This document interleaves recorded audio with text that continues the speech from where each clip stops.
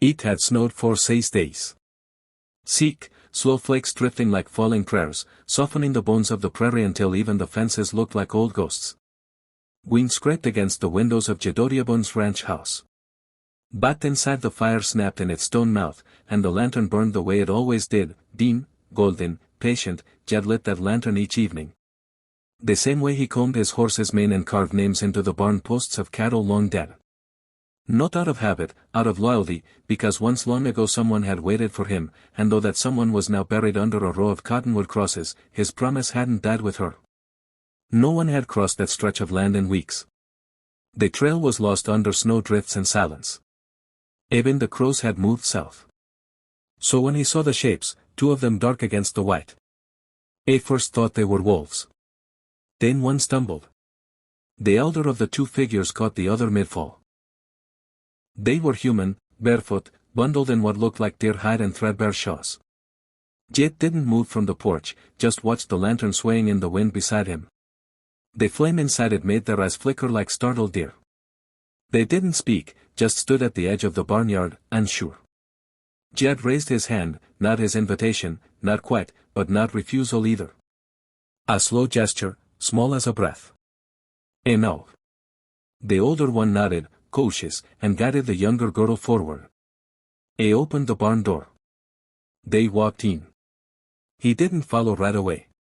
He stood in the snow and felt it soak through the soles of his boots, staring into the shadows behind them, as if some third figure might appear, someone chasing, someone claiming.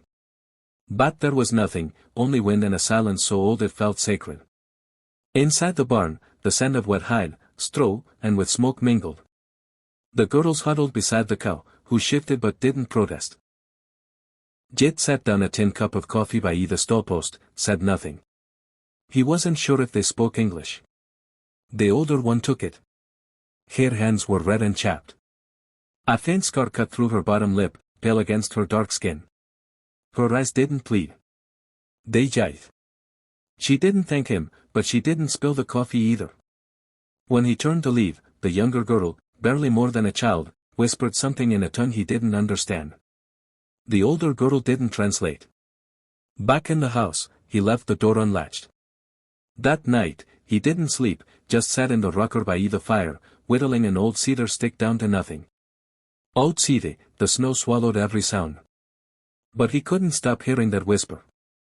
By down, the girls were on the porch. He opened the door before they knocked. They looked half frozen, shivering with bowed heads. He pointed to the hearth. They stepped inside. It took 3 hours for their hands to stop trembling. The younger one, he saw now, walked with a limp. The older girl let her take the only chair and sat cross-legged on the floor. Jed boiled beans and gave him what bread he had. The girls ate with careful hands, grateful, but controlled, not desperate. He still didn't ask questions. The sun rose and set again. On the second morning, the younger girl's fever broke. Jed left water in a basin on the porch. When he returned from chopping wood, the older girl had already washed her sister's hair and hung the cloths to dry. He leaned against the door frame, arms crossed, watching. She met his gaze for the first time, not with fear. She stood, walked over, and said her first word. Chenoa. He blinked. My sister, she said, pointing toward the girl. Tisa. E native. Jeff. She paused. Jeff. The word didn't fit in her mouth. Not Kite. She tried again. Hedaria. That she got right later when he saddled the mare to ride into town for supplies. Chenoa followed him halfway to the gate. Snow had started again. Seen flakes that curled like lace on her dark braid. You come back, she asked. He looked at her, hard-eyed, unreadable, and nodded once. He light the lantern every night. She tilted her head. Why? He said nothing, just rode off. The general store was colder than the prairie. Not by temperature, but by talk. Clovis Hatch, the blacksmith, leaned in when Jed passed him. Do you know who they are? Jed said nothing. Clovis spat a wet glob onto the plank floor. Comanche, y de bit. Ranewas or traded girls.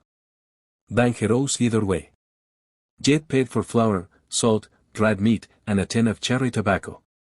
The shopkeeper raised an eyebrow. "You expect company, Bon?" Jed shrugged. "Depends how long the snow holds." Back home, Chenoa met him at the gate again. She didn't ask about the tobacco, but she tucked it into the cupboard like it was sacred.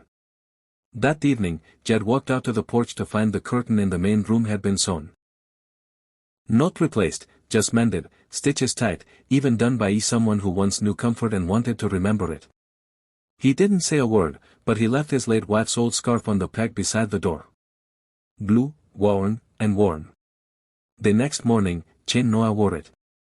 She stirred beans while he chopped wood. Tisa read from a torn-up primer Jed didn't remember owning. The house felt less empty. He found himself lingering near the table just to hear the sound of breath not his own. That night Chenoa stepped outside after Tisa fell asleep. Snow hissed against the shingles.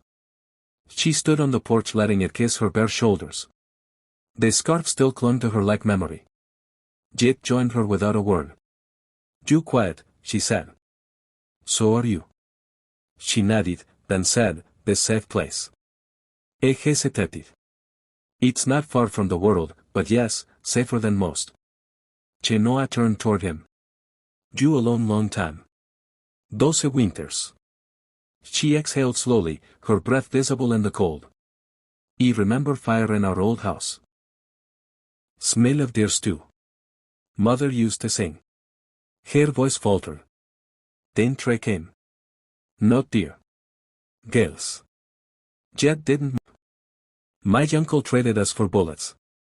Jed looked away. "But you didn't ask," she said. "Didn't they look? Eve seen too much to stare." She touched his hand just barely. "Do you think we stay?" He didn't answer. Not in words. But he left the door unlatched again. 3 days passed. On the 4th, the sheriff rode in. Jed was mending a gatepost. Chenoa stepped onto the porch. Sheriff Arland Crowley wasn't cruel, but he wasn't soft either. "Tom's uneasy," he said, dismounting. "Says you're keeping Comanche girls." Jed didn't blink. "They re not prisoners. They re guests." Crowley looked at Chenoa. "You claiming her?" Jed paused. "Then, I ain't sending her out into that." "That's not what I asked." Jed's jaw flexed. "Says man." The sheriff studied him, then nodded. "Then make official. Before Clovis gets clever," he rode off. Jed turned back to Chenoa. She stepped down from the porch, stood in front of him. "Your law says marry." "It does." Chenoa reached up, untied the blue scarf, and held it out. "Then you give this to me again like man gives a gift."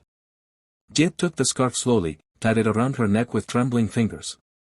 They didn't speak of love, but in that gesture, quiet, beater worn, un second, it lived.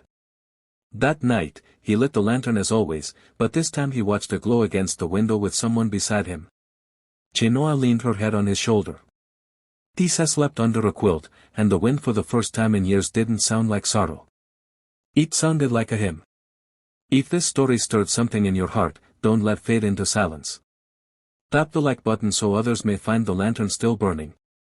Subscribe to ride deeper into tales of forgotten love, quiet redemption, and second chances. Comment below. Have you ever kept a light on hoping someone would return? And remember, sometimes the softest stories leave the loudest echoes. More Wild West soul stories coming soon. Be part of the Firelight Circle.